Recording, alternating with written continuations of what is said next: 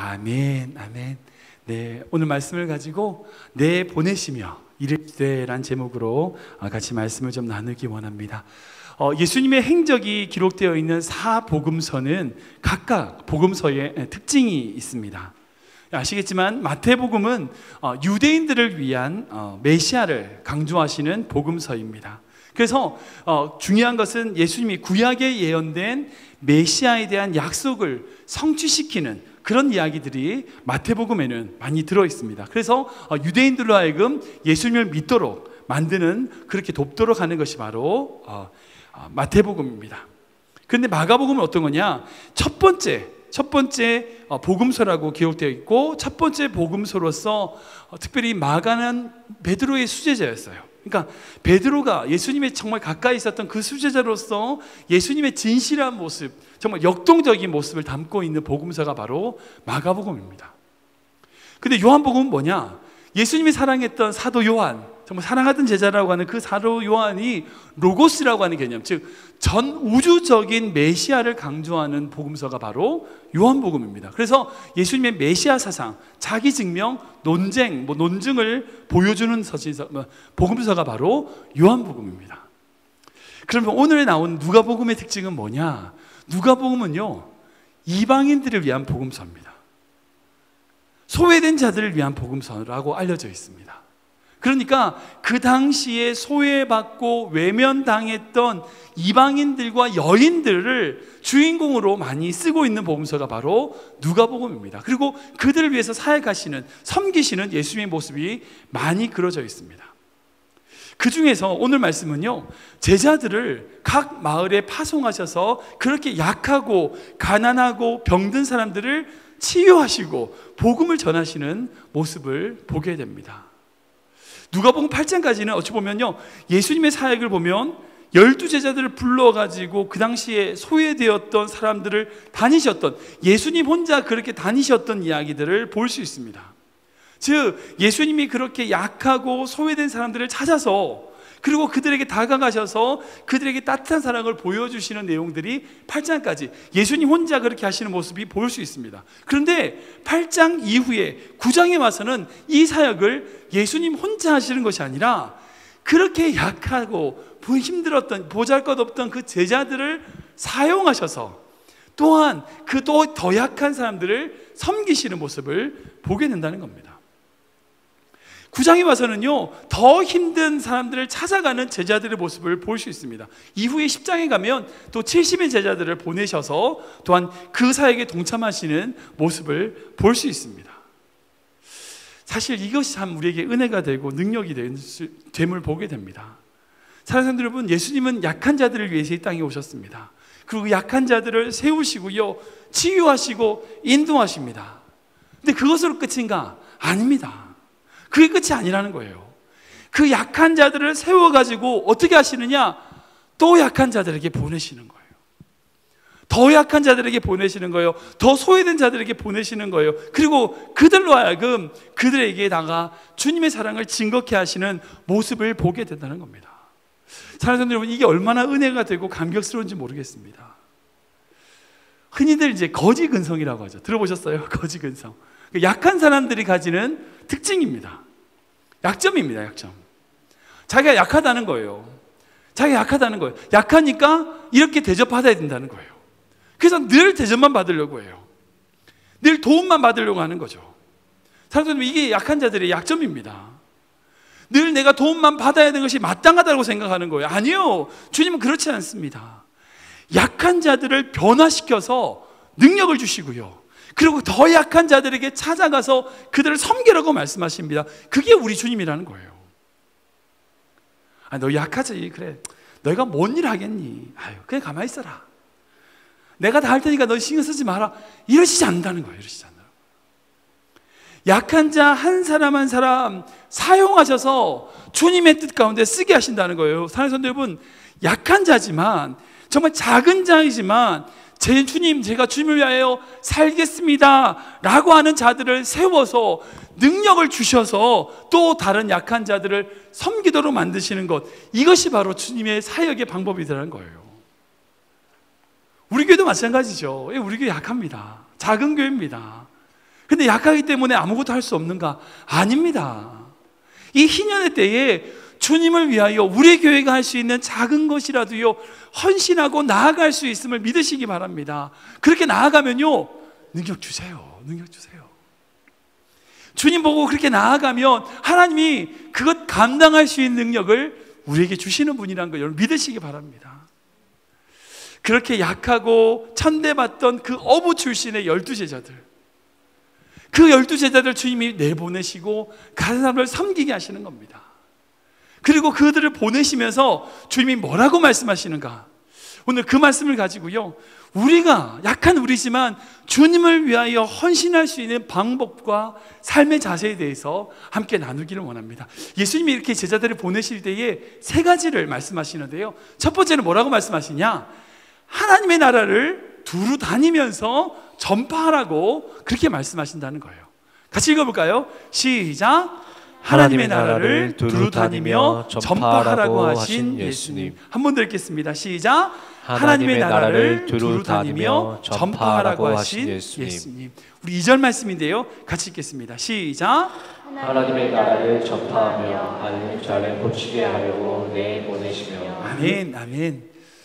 예수님을 믿고 구원을 받은 우리는요, 예수님의 가르침대로 살아가는 제자입니다. 맞죠? 예, 우리가 제자입니다. 그러므로 우리에게 주님이 주시는 능력과 권세가 있습니다. 믿으십니까? 네, 맞습니다. 우리가 주님의 제자라면 예수님께서 제자들에게 주셨던 그 능력과 권세가 있다는 거예요. 악한 마귀를 제어하는 능력과 영과 육의 병을 고치는 예수님의 이름의 권세가 우리에게 있다는 것 여러분 믿으시기 바랍니다. 아무도 안 하시네요. 그런 능력과 권세가 우리에게 있을 줄 믿으시기 바랍니다. 아멘. 아멘. 예. 예수님이 제자를 보내실 때 이렇게 말씀하신다잖아요. 1절 말씀 볼까요? 읽겠습니다. 시작. 예수께서 12제자를 불러 모으사 모든 귀신을 제어하며 병을 고치는 능력과 권위를 주시고. 아멘, 아멘. 이렇게 말씀하신다고요. 제자들에게 능력과 권위를 주신다는 거예요. 근데 많은 분들이 이제 이 능력에 대한 착각을 하시는 분들이 계세요. 하나님 우리에게 능력과 권위를 주신다는데 그 능력이 뭘까요? 어떤 게 능력일까요? 우리에게 주시는 능력이 뭘까요? 예를 들어서 이제 그런 게 있어요. 여러분들 자동차를 세우는 능력이라고 생각해 봅시다. 우리가 많이 착각하는 사람들이 그렇게 착각해요. 자동차를 세우는 능력이라고 했을 때 어떤 능력을 말하지? 슈퍼맨이 돼가지고 막 날아가가지고 뭐 자동차보다 더 빨리 달려가지고 차 앞에 딱 서가지고 팍 이런 능력을 주시는가? 여러분 이런 능력을 주실까요? 아니요. 손가락 하나로 차를 세울 수 있어요. 뭔지 아시겠어요? 경찰관은요 서가지고 손가락 하나로 차를 세울 수 있어요. 아니면 차를 운전하면서 차를 뒤에서 불만 켜면 차가 서요. 많은 사람들이 하나님이 우리에게 능력을 주신다 할 때 착각하는 게 뭐냐면 내가 슈퍼맨이 된다고 생각해요. 아니요, 그거 아니에요. 어떤 능력이냐? 더딥히는 능력이에요. 그러니까 내 능력이 아니라 하나님의 능력을 우리에게 더딥혀 주시는 거예요. 마치 경찰관이 평상복을 입으면 아무 능력이 없어요. 그죠? 경찰관인지 아닌지 몰라. 그런데 경찰의 제복을 입어. 아니 경찰이 정부에서 주는, 나라에서 주는 차를 타. 그 차를 타고 그 옷을 입고 있으면 사람들이 그 신호 하나에 차를 세워요. 왜? 그 사람이 무서워서? 아니요, 국가에서 주는 그 권위와 능력 때문에. 마치 그거와 같아요.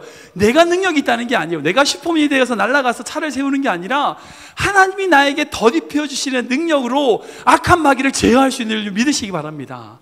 내가 악한 마귀랑 주먹치고 싸우는 게 아니에요. 하나님이 보내주시는 능력, 하나님이 더딥혀 주시는 권위로 그들에게 명령할 때에 그들이 떠나가는 거죠. 이게 우리에게 주시는 능력이라는 거예요. 사랑하는 여러분, 하나님 우리에게 능력을 주시는 분입니다. 우리에게 능력을 주셔서 이 악한 세상에서 예수 그리스도의 이름, 복음을 증거하기 위하여 능력을 주시는 분이라는 거예요. 그래서 제자들에게 그렇게 말씀하시죠. 2절 말씀 보시면 하나님의 나라를 전파하기를 원하세요. 능력과 권위를 주셔가지고 하나님의 나라를 전파하기를 원하세요. 그것도 뭐예요? 앓는 자, 아픈 자들, 병든 자들을 고치시기를 원하는 거예요. 이런 목적을 가지고 예수님께서 제자들을 보내셨어요. 근데 어떻게 됐을까요? 6절 말씀 보면 적혀 있습니다. 같이 읽겠습니다. 시작. 제자들이 나가 각 마을에 두루 다니며 곳곳에 복음을 전하며 병을 고치더라. 아멘, 아멘. 제자들은요, 각 마을에 두루 다녔다고 했습니다. 제자들이 어디를 갔는지는 몰라요. 알 수 없습니다. 분명한 사실은 제자들이 그 명령을 받았을 때 가만히 있었냐? 아니요, 나아갔다는 거예요. 여러 마을을 두루 다녔다. 이 두루라는 것이요, 빠짐없이 골고루라는 뜻이에요. 그러니까 빠짐없이 골고루 다녔다는 거예요. 그런데 벌이 1파운드의 꿀을 만들기 위해서는 어떤 사람들이 연구를 했다고 하는데요, 62,000송이에서 꽃에 있는 62,000송이의 꽃에 있는 꿀을 가져와야지만 1파운드의 꿀이 된다고 합니다. 420g 정도의 꿀이 된답니다. 이를 위해서 벌들이 꽃과 꽃 사이를 평균적으로 약 270만 번 정도 이동을 한대요. 그 거리가 약 800만 킬로라고 합니다. 벌이 그렇게 열심히 부지런히 막 꽃들에게 다니기 때문에 꿀이 나오는 거죠. 사실은 그리스도인도 마찬가지입니다. 우리가 부지런히 다니고요, 복음을 위하여 열심히 섬길 때에 그곳에 열매가 있습니다. 많은 사람들이 움직이지 않아요. 움직이지 않으면서 나에게는 왜 열매가 없을까? 부지런하지 않으면서 나에게 왜 이렇게, 우리 교회는 왜 이렇게 열매가 없을까? 이런 얘기를 하시는 분들이 있어요. 사랑하는 여러분, 하나님은요 결국 게으른 자를 쓰지 않으십니다. 하나님은 부지런한 사람을 쓰세요. 그 대표적인 누군지 아세요? 바울이에요. 바울을 보면 예수를 믿는 자들을 잡아서 어디까지 갔어요? 다메섹까지 갔죠. 그러니까 예루살렘에서 다메섹까지 약 150km예요. 뭘 위해서? 예수님을 믿는 자들을 잡기 위해서, 그걸 위해서 150km 걸어가는 열심이 바울에게 있었다고요. 그러니까 예수를 위해서, 그 유대교회를 위해서 열심히 없던 사람을 쓴 게 아니에요. 열심히 있는 자, 뭘까를 위하여 열심히 최선을 다하는 사람의 방향을 틀으셔서 복음을 증거하게 사용하시는 거예요. 베드로도 마찬가지죠. 우리 지난번에 나누던 것처럼 베드로가 밤새 그물질하고 그 다음날 빈 그물을 가지고 그 다음날 아침에 뭐 하고 있었어요? 그물을 씻고 있었다고요. 생각해 보세요. 얼마나 부지런해요. 밤새도록 물고기 하나 잡지 못하고 그물질하고 난 다음에 그물을 씻고 있을 때에 예수님이 다가오시는 거예요. 사랑하는 성도 여러분, 아내는 아내로서, 남편은 남편으로서, 학생은 학생이고요, 직장은 직장인으로서, 사업하시는 분은 사업장에서 부지런하게 사셔야 돼요. 최선을 다하여 주님을 위해 섬기셔야 돼요. 그렇게 섬길 때에 그것을 통하여 하나님의 이 귀한 열매를 만들어 나가시는 거예요. 두 번째는 예수님이 뭐라고 말씀하시냐면, 여행을 위해서 무엇을 더 가지지 말라고 얘기하세요. 같이 읽겠습니다. 시작. 여행을 위해 무엇을 더 가지지 말라고 하신 예수님. 한 번 더 읽겠습니다. 시작. 여행을 위해 무엇을 더 가지지 말라고 하신 예수님. 우리 3절 말씀인데요, 같이 읽겠습니다. 시작. 이르시되 여행을 위하여 아무것도 가지지 말라. 지팡이나 배낭이나 양식이나 돈이나 두벌 옷을 가지지 말며. 아멘, 아멘. 예수님은 제자들에게 자신들을 보호할 수 있는 지팡이라든지 무언가를 담고 다닐 수 있는 배낭이라든지 먹을 것, 심지어는 갈아입을 옷도 가지지 말라고 하세요. 어떤 것도 가져가지 말라고 하세요. 왜 그렇게 말씀하셨을까요? 왜 그렇게 아무것도 가져가지 말라고 얘기하셨을까요? 이건 이제 두 가지로 해석할 수 있어요. 첫 번째는 뭐냐면, 예수님이 다 공급하시겠다는 거예요. 야, 그거 가져가지 마, 내가 다 줄게, 이 말씀이거든요. 제자들이 복음을 전파를 위하여 필요한 모든 것을 전적으로 하나님이 채워주시겠다는 뜻이에요. 맡기라는 거죠. 우리가 우리 인생을 살아갈 때에 무엇에 집중하냐가 문제입니다. 중요합니다. 우리가 신앙생활을 할 때요, 정말 하나님께 집중해야 됩니다. 하나님께 집중해야 돼요. 그분의 말씀에 기울여야 됩니다. 순종해야 됩니다. 사람, 물질, 나한테 이런 게 있어, 난 이런 사람이 있어, 내가 이런 것도 있고, 내가 이런 가방도 있고, 내가 이런 차도 있고, 내가 이런 집도 있고, 이런 것들을 중요한데 뺏기지 말라는 거예요. 거기에 집중하지 말라는 거예요. 어디에 집중하라고요? 하나님께 집중하라고요. 하나님의 돌보심을 경험하는 자가 되라는 거죠. 이게 제자의 삶이죠. 제자의 모습입니다. 전적으로 주님께 맡기고 주님의 공급하심을 경험하는 삶, 이게 제자의 삶이죠. 근데 또한 그 두 번째는 뭐냐? 제자들에게 어떤 상황과 환경을 뛰어넘는 훈련을 하라는 거예요. 그러니까 가져가지 말라는 것은 너희가 이것을 통하여 훈련 삼아라, 훈련을 해라는 뜻인 거죠. 사랑하는 여러분, 어떤 일이든지요, 스스로 절제하지 않으면 훈련이 안 돼요. 마라톤 선수가 먹을 거 다 먹고 뛰나요? 아니요, 절대 안 그래요. 절대 안 그렇습니다. 어떤 사람은 컴퓨터 게임 좋아하는 사람들이 있어서 나도 진짜 밤새도록 컴퓨터 게임하면 좋겠다고 얘기하는데, 아니요, 프로게임 선수들 보면 손이 부러질 만큼 게임을 해요. 다른 거 하고 싶어도 안 하고 그것만 하는 거죠. 그러니까 프로게임 선수 되는 거예요. 그러니까 자기 좋아하는 것, 자기 즐거운 것만 해서는 절대 그 분야에서 성공할 수 없어요. 절제해야 돼요. 참아야 돼요. 그것을 뛰어넘을 때에 훈련이 되는 거죠. 남자분들 다 군대를 다녀오신지 모르겠지만 군대 가서 제일 먼저 하는 게 뭔지 아시죠? 반죽까지 다 벗어가지고 집에 보내는 거예요. 속옷까지 다 벗어서 집으로 보내는 것. 그래서 나라에서 주는 옷, 팬티부터 입는 게 그 훈련의 첫 번째 시작이에요. 그러니까 내가 가지고 있는 것을 내려놓는 것이 훈련의 시작인 거죠. 사랑하는 여러분, 신앙훈련에 있어서 제일 중요한 훈련이 뭐냐? 우리의 약함을 유지하는 거예요. 이게 경건이고 능력입니다. 사랑하는 여러분, 하나님이 어떤 자를 쓰세요? 교만한 자를 쓰세요? 겸손한 자를 쓰세요? 겸손한 자를 쓰시죠. 그럼 하나님이 강한 자를 쓰실까요? 약한 자를 쓰실까요? 성경에 뭐라고 기록되어 있습니까? 약한 자를 쓰십니다. 그러니까 하나님께 쓰임 받으려면 우리가 어떻게 돼요? 약해져야 돼요. 약함이 강함이 된다고요. 이게 성경의 비밀이거든요. 그러면 여기서 중요한 참된 영성이 있습니다. 우리가 가져야 될 영성이 뭔지 아세요? 내 안의 약함을 유지하는 거예요. 내 안의 약함을 유지하는 거예요. 이게 경건이에요. 이게 우리의 영성이 돼야 된다고요.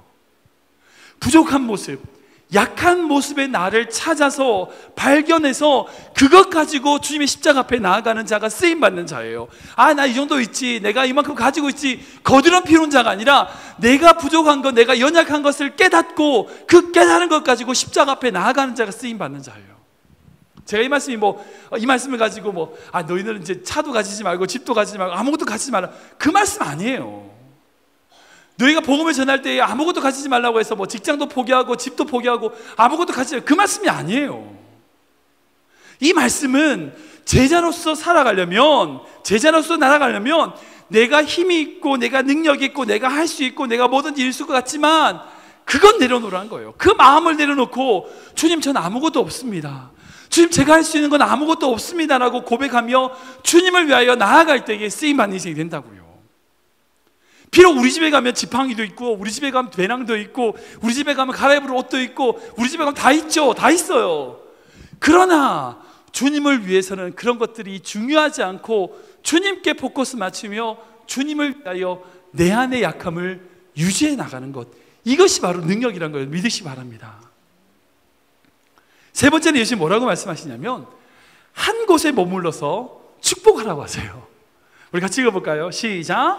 한 곳에 머물러 축복하라고 하신 예수님. 한 번 더 읽겠습니다. 시작. 한 곳에 머물러 축복하라고 하신 예수님. 우리 4절과 5절 말씀인데요, 같이 읽겠습니다. 시작. 어느 집에 들어가든지 거기서 머물다가 거기서 떠나라. 누구든지 너희를 영접하지 아니하거든 그 성에서 떠날 때에 너희 발에서 먼지를 떠나버려 그들에게 증거를 삼으라 하시니. 아멘, 아멘. 여기서 전도자가 가져야 될 두 가지 자세를 볼 수 있습니다. 그게 뭐냐면 한 곳에 오래 머물러 있어라 라는 말씀이었고, 두 번째는 그곳을 떠날 때에 너희 영접하지 않으면 발에서 먼지를 떨어뜨리라서 그들에게 증거를 삼아라 라고 하는 말씀이에요. 첫 번째로 보시면 한 곳에 오래 머물러 있으라는 말씀은 어떤 거냐면 상황에 따라서 이리저리 왔다 갔다 하지 말라는 거예요. 한 곳에 집중하라는 거예요. 신앙생활 하다 보면 실수하는 것 중에 한 가지가, 제가 부사역자로 오래 섬겼잖아요. 큰 교회에서 섬길 때에 청년 사역을 할 때 청년들을 보면 그런 게 있어요. 막 여기저기 가서 봉사를 많이 해요. 청년들이 막 여기 와서 부탁을 하면 거절 못 해가지고 거기도 부탁하고 거기도 섬기고, 이거 해달라면 거기 가서 섬기고 왔다 갔다 해서 여러 사역을 하는 바람에 정작 자신의 신앙을 지키지 못하는 청년들을 볼 때가 있어요. 그때마다 제가 뭐냐고 하냐면 내려놔라. 한 곳에 집중해라. 네가 정말 하나님이 주시는 마음이 어떤 곳인지 그 한 부서에 집중해서 거기만 섬기고 딴 데 막 왔다 갔다 하지 마라, 이런 조언을 해줘요. 근데 못해요. 왠지 아세요? 사람들의 시선을 신경 쓰는 거예요. 사람들이 나를 어떻게 볼까 하냐는 거예요. 많은 사람들이 나를 어떻게 볼까 하는 그런 사람들의 시선 때문에 그런 곳에 집중하다 보니까 정작 자기가 초점 맞춰야 될 한 곳에 집중하지 못하는, 그리고 신앙의 성장을 이루지 못하는 모습을 많이 보게 됩니다. 사랑하는 여러분, 사람이 나를 어떻게 보는지 중요하지 않아요. 하나님이 나를 어떻게 보시냐 중요합니다. 많은 곳을 다녀서 많은 사람들을 만나는 곳, 그리고 많은 사람들에게 그런 일을 하는 것이 중요한 것이 아니라 지금 나에게 주신 조그마한 것일지라도 그 한 곳에 집중하고 섬기고 헌신하는 것이 무엇보다도 중요하다는 거죠. 한 곳에 머물라는 의미는 주님이 말씀하시는 그곳에 집중하라는 의미예요. 사람들이 뭐라 하든지 간에 그것에 흔들리지 말고 주님의 말씀에 집중하라는 거죠. 그리고 두 번째, 영접하지 않으면 그 발에서 어떻게 해요? 먼지를 떨어뜨려 가지고 그들에게 증거를 삼으라고 말씀하세요. 그 당시에 유대인들의 이제 풍습이라든지 어떤 그런 풍습을 보면 이방 지역을 통과하면서 그 자기가 부정하게 됐다고 해가지고, 특히 이제 이스라엘 백성들이 사마리아 땅을 지날 때에 사마리아 땅을 딱 지나는 순간 자기 발에서 먼지를 딱 털어요. 그 뜻이 뭐냐면 이제 나한테 부정이 없다, 뭐 이런 의미로서 신발에서 먼지를 떨어뜨리는 어떤 그런 관습이 있었다고 합니다. 제가 찾아보니까 그런 얘기가 있어요. 그래서 혹자는 이 말씀을 가지고 예수님께서 이제 복음을 영접하지 않을 경우에 발에서 먼지를 떨어뜨려 가지고 그들의 증거를 삼으라, 이 말씀을 그러니까 예수님이 안 믿는 자들을 저주하는 어떤 그런 행위로 이해하는 분들이 계십니다. 근데 저는 그렇게 생각하지 않습니다. 저는 그렇게 믿지 않습니다. 왜냐하면요, 예수님이 우리를 저주하는 분이 아니거든요. 우리를 축복하기 원하시는 분이지 저주하거나 뭐 넌 안 되는 인간이야 그렇게 말씀하는 분이 아니라는 겁니다. 이 말씀은 결코요 저주로 해석해서는 안 됩니다. 그렇다면 이 말씀 어떻게 할 수 있냐? 두 가지로 해석이 가능한데요. 첫 번째는 뭐냐면, 전도자가 복음을 전했음에도 불구하고 그 영혼들이 멸망했어도, 안 믿어서 멸망했어도 전도자에게는 책임이 없다는 거예요. 그걸 말씀하시는 거예요. 전도자를 보호해 주시기 위해서 하시는 말씀에, 그 말씀의 의미가 있고요.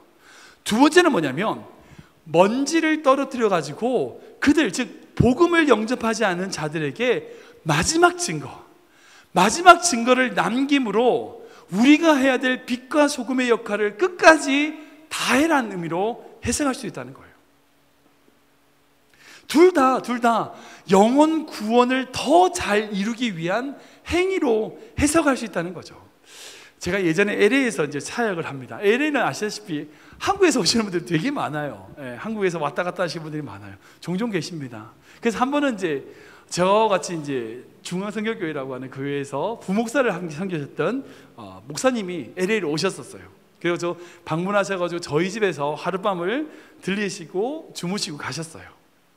그리고 저희들 신앙의 교제도 하고 참 즐거운 시간을 가지고 가셨는데, 그 목사님이 저희 집을 떠나시면서 먼지를 떨어뜨리고 가셨어요. 그 먼지가 뭐냐? 탈모 샴푸예요. 그분 목사님께 탈모가 있으셔가지고 늘 탈모 샴푸로 머리를 감으셨는데, 그분이 저희 집에 주무시고 나서 가시면서 그 탈모 샴푸를 집에다 두고 가셨어요. 저희가 이사 오기 전까지 그 탈모 샴푸가 저희 집 화장실에 있었습니다. 제가 그 탈모 샴푸를 볼 때마다 누구를 생각했을까요? 그 목사님이 생각났어요. 한 번씩 저도 그걸 감으면서 탈모를 예방하면서 아무튼 그 목사님이 생각이 났어요. 사랑하는 여러분, 이게 먼지라는 게 어떤 의미로 생각할 수 있냐? 우리가 복음을 전해야 되는 사람에게 남길 수 있는 마지막 징표와 같은 거라고 생각할 수 있어요. 여러분들이 복음을 전해야 되는 사람이 있어요. 그 사람에게 복음을 전했어요. 안 믿었어요. 안타깝죠.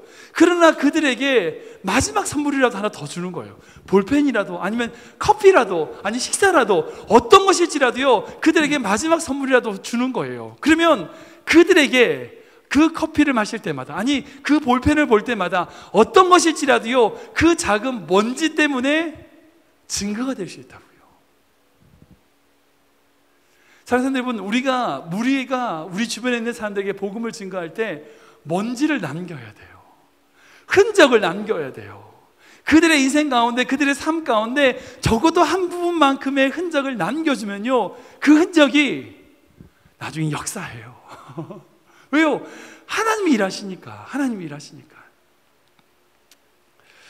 말씀을 정리하겠습니다. 우리 9장 1절 2절 한 번 더 읽겠습니다. 같이 읽겠습니다. 시작. 예수께서 12제자를 불러 모으사 모든 귀신을 제어하며 병을 고치는 능력과 권위를 주시고 하나님의 나라를 전파하며 앓는 자를 고치게 하려고 내보내시며. 아멘. 아멘. 사랑하는 여러분, 예수님이 제자들을 사역하시고 부르시는 사역의 패턴이 3단계가 되어 있습니다. 1절 말씀 보면은 12제자를 어떻게 하셨어요? 불러 모으세요. 부르시는 거예요. 부르시는 거예요. 그리고 어떻게 하세요? 능력을 주세요. 능력을 주세요. 능력과 권위를 주세요. 그리고 2절 말씀이 어떻게 해요? 내보내세요. 근데 이 3단계가 2000년 동안 단 한 번도 끊기지 않았어요. 그 증거가 뭐예요? 바로 우리예요. 우리예요. 그 12제자를 부르셔서 능력 주셔서 내보내시고 그 내보내심으로 또 다른 자를 어떻게 해요? 부르세요. 또 능력을 주시고 또 내보내세요. 또 그 사람들이 또 다른 사람들에게 갔을 때에 그 사람을 부르시고 능력 주시고 내보내시고 이런 패턴이 2000년 동안 계속 되어왔어요. 사람들은 이게 복음의 능력입니다. 이 클리밴드 지역에 한인교회가 50년 동안 자리를 하고 있는 거예요. 여러분, 이게 인간의 힘으로 된다고 생각하세요? 안 돼요. 복음의 능력이에요. 복음의 능력. 지금도요, 이 복음의 능력은 여전합니다. 복음이 필요한 자들이 있어요. 그 복음이 필요한 자들에게 우리 주님이 내보내세요. 그리고 그 필요한 자들을 다시금 부르세요. 그리고 그들에게 능력을 주시고요, 또 다른 자를 위하여 내보내시는 예수님의 놀라운 능력의 사역이 지금 세계 곳곳에, 아니 이 세상 가운데 가득히 드러나고 있습니다. 하나님은요, 지금도 우리로 하여금 이 세상을 섬기라고 내보내시는 분이에요. 내보내시는 분이에요. 우리 교회로 하여금 이 세상을 향하여 무언가를 하라고 말씀하세요. 사랑하는 여러분, 우리가 약해서 못하는 게 아니에요. 약하기에 더 섬겨야 되는 거예요. 약하기 때문에 못 섬긴다가 아니라 약하기 때문에 더 섬기면 어떻게 돼요? 능력을 주시는, 이게 천국의 비밀이라고요. 이게 하나님의 나라의 비밀입니다.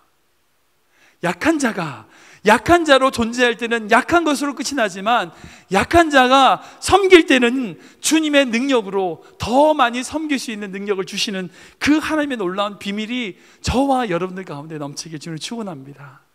오늘 말씀을 통해서 여러분들, 우리가 어떻게 살아야 될까요? 주님께만 바라보고 주님만 의지하고 주님이 나에게 주시는 그 사명의 길을 정말 믿음으로 걸어나가는 저와 여러분, 그리고 우리 교회가 되기를 주님의 이름으로 축원합니다. 아멘. 함께 기도하겠습니다. 사랑해 주님 감사합니다. 예수님께서는 그 12제자를 불러 모으셔서 능력을 주시고 내보내시는 모습을 우리가 보게 됩니다. 하나님, 우리의 삶의 자리에서 이 자리에 머물러 있는 인생이 아니라, 이 자리에 갇혀있는 인생이 아니라 주님을 위하여, 주의 영광을 위하여 나아가는 섬기는 자로 살 수 있도록 인도하여 주시옵소서. 주의 말씀 붙잡고 그 능력 가운데 더욱 섬김으로 주님의 기쁨이 되는 우리 귀한 성도들의 삶, 그리고 우리 교회가 될 수 있도록 주님 함께하여 주시옵소서. 감사하며 예수님의 이름으로 축복하며 기도합나이다. 아멘. 아멘.